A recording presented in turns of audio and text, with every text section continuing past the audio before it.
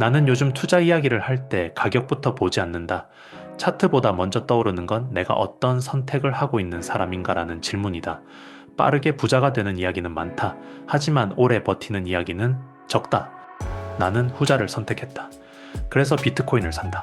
오늘은 내가 왜 비트코인을 중심에 두고 왜 그렇게 꾸준히 모으려고 애쓰는지 조용히 혼잣말처럼 정리해 보려 한다.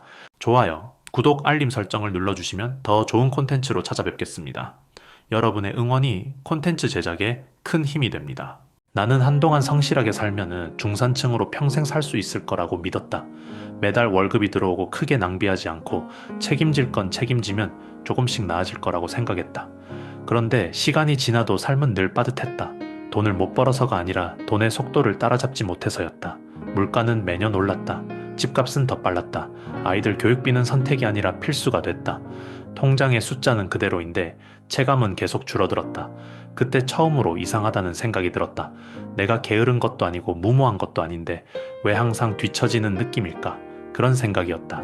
그 질문 끝에서 나는 돈 자체를 다시 보게 됐다. 우리가 쓰는 돈은 가만히 있어도 가치가 줄어드는 구조라는 사실이었다.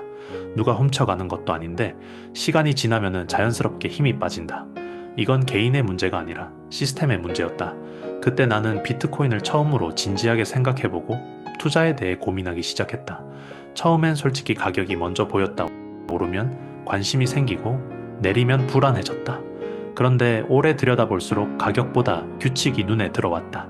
비트코인은 누군가 마음대로 바꿀 수 없는 규칙 위에 서 있다. 발행량은 정해져 있고 중앙에서 찍어낼 수 없고 전 세계가 같은 장부를 공유한다. 이 구조는 생각보다 단단했다. 나는 여기서 묘한 안정감을 느꼈다. 나는 미래를 정확히 예측할 수 없다. 경제도 정치도 시장도 알 수 없다. 하지만 하나는 확실히 알 수 있다. 불확실성이 커질수록 사람들은 바뀌지 않는 것을 찾는다. 비트코인은 그 후보 중 하나였다. 사람들은 비트코인을 위험하다고 말한다. 가격이 크게 흔들리기 때문이다. 맞는 말이다. 비트코인은 편안한 자산이 아니다. 하지만 나는 여기서 위험의 정의를 다시 생각하게 된다. 하루에 10% 움직이는 게 위험인지 10년에 걸쳐 구매력이 녹아내리는 게 위험인지 나는 둘 다 위험이라고 생각한다. 다만 성격이 다를 뿐이다. 비트코인의 위험은 눈에 보인다. 그래서 두렵다. 반면 통화의 위험은 잘 보이지 않는다. 그래서 무시된다. 나는 이 차이가 더 무섭다고 느꼈다. 그래서 나는 비트코인을 단기 수익의 수단으로 보지 않는다. 한 번에 인생을 바꾸는 도구로도 보지 않는다. 나는 비트코인을 시간을 보관하는 그릇에 가깝게 본다. 이 관점이 생기고 나서 나의 투자 방식은 완전히 달라졌다. 맞추려 하지 않게 됐다. 예측을 내려놓게 됐다. 대신 규칙을 만들었다. 나는 정해진 주기로 산다.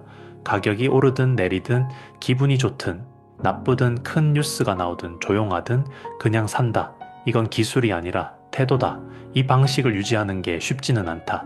특히 하락장이 길어지면은 내 선택이 틀린 것 같다는 생각이 계속 든다. 그럴 때마다 나는 스스로에게 같은 질문을 던진다. 내가 믿은 게 가격이었는지 아니면 구조였는지 이 질문 하나가 중심을 다시 잡아준다. 나는 감정이 투자에서 가장 위험한 변수라고 생각한다. 욕심은 상승장에서 나타나고 공포는 하락장에서 나타난다. 둘 다 판단을 흐린다. 그래서 나는 감정이 개입할 여지를 줄이려고 한다. DCA는 감정을 제거하기 위한 장치다. 나는 큰 돈을 한 번에 넣지 않는다. 생활을 포기하지 않는다. 비상 상황에 쓸 현금은 따로 둔다. 이게 없으면 결국 흔들린다. 버틸 수 없는 투자는 아무리 논리가 좋아도 실패로 끝난다. 나는 비트코인을 보면서 항상 상대를 같이 본다. 비트코인의 상대는 달러다. 달러의 상대는 각국의 통화다. 통화의 상대는 결국 정부의 재정과 중앙은행의 선택이다. 나는 정치 이야기를 하고 싶은 게 아니다. 구조 이야기를 하는 것이다. 부채는 늘어나고 돈은 더 빨리 찍히고 문제는 미래로 미뤄진다. 이 흐름이 바뀌지 않는 한 통화의 구매력은 장기적으로 약해질 가능성이 크다. 그때 사람들은 더 나은 돈을 찾기보다 덜 나빠지는 자산을 찾게 된다. 금이 그 역할을 오래 해왔다. 그리고 디지털 시대에 비슷한 역할을 하려는 자산이 비트코인이다. 나는 이 가능성을 가볍게 보지 않는다. 또 하나 중요한 변화가 있다. 이제 비트코인은 변두리에만 있지 않다. 전통 금융의 레일 위로 올라왔다.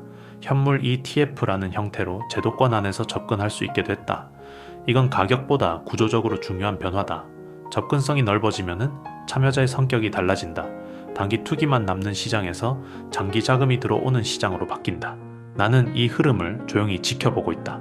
그렇다고 내가 무조건 오른다고 믿는 건 아니다. 비트코인은 앞으로도 크게 흔들릴 것이다. 상승장에서는 과열될 것이고 하락장에서는 조롱받을 것이다. 나는 그 모든 구간이 반복될 거라고 본다. 그래서 나는 한 가지 원칙을 지킨다. 내 삶을 망치지 않는 범위에서만 투자한다. 내 일상을 지키는 게 먼저다. 투자는 삶을 보조해야지. 삶을 위협하면 안 된다. 나는 투자에서 무엇을 사느냐보다 어떻게 버티느냐가 더 중요하다고 생각한다. 버티려면 조건이 필요하다. 빚으로 하지 않는다. 생활비를 건드리지 않는다. 원칙을 글로 써둔다. 흔들릴 때 다시 읽는다. 하락장이 오면 나는 차트를 덜 본다. 대신 이유를 다시 본다. 왜 시작했는지, 그 이유가 아직 살아있는지. 비트코인은 처음부터 끝이 정해진 자산이다. 총량은 정해져 있고 그 숫자는 처음부터 바뀐 적이 없다. 누군가 필요하다고 늘릴 수 없고 상황이 급해졌다고 추가할 수도 없다. 세상에 존재할 수 있는 비트코인은 처음부터 한계가 정해져 있다. 그래서 나는 이 자산을 통화처럼 보지 않는다. 시간에 저항하도록 설계된 디지털 자산이라고 본다.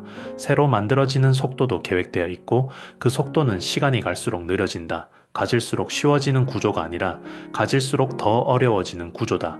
그래서 이 자산은 사람의 욕망과 항상 충돌한다. 더 빨리 더 많이 더 쉽게를 원하지만 비트코인은 느리게 정해진 만큼만 허락한다. 나는 이 불편함이 우연이 아니라고 생각한다. 누군가 믿으라고 설득하지 않아도 수학적으로 거짓말을 하기 어려운 구조 중앙에서 관리하지 않아도 전 세계가 같은 장부를 확인하는 구조. 신뢰를 강요하지 않고 검증을 요구하는 구조. 그래서 하락장이 올수록 나는 가격보다 이 구조를 다시 본다. 이 규칙이 여전히 살아있는지, 누군가 바꿔놓지 않았는지, 타협하지 않았는지, 아직 그대로라면 나는 계속 간다. 사람들은 비트코인의 가치를 묻는다. 나는 이렇게 생각한다. 비트코인의 가치는 누군가의 결정에 내 자산이 흔들리지 않을 가능성이다. 정책이 바뀌어도, 정권이 바뀌어도, 위기가 와도 총량이 늘어나지 않을 가능성, 규칙이 훼손되지 않을 가능성. 그 가능성 하나가 이 자산을 완전히 다르게 만든다. 지금의 선택이 시간이 지나도 가치가 흐려지지 않기를 바라는 마음이다. 비트코인은 미래를 보장하지 않는다. 대신 규칙을 배신하지 않는다. 나는 그 점을 신뢰한다. 그래서 이 자산은 편하지 않고, 그래서 이 자산은 쉽지 않다. 하지만 쉽게 흔들리지 않는다. 그 가능성 하나만으로도 나는 이 자산을 무시할 수 없었다. 나는 오늘도 비트코인을 산다. 흥분하지도 절망하지도 않는다. 왜냐하면 이 자산은 감정으로 대할수록 나를 흔들기 때문이다. 그래서 나는 내가 세운 규칙을 따른다. 이건 확신의 문제가 아니다. 비트코인을 믿느냐의 문제가 아니라 이 구조 앞에서 내 태도를 어디에 둘 것인가의 문제다. 나는 이 태도로 앞으로도 조용히 쌓아갈 생각이다.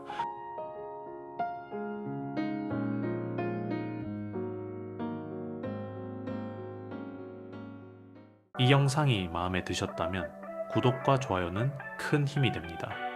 빠르게 움직이는 세상 속에서 우리는 느리지만 단단한 투자를 이야기합니다. 아빠의 투자 읽기 다음 이야기에서 또 뵙겠습니다. 이 채널은 아빠의 투자 일기를 공유합니다.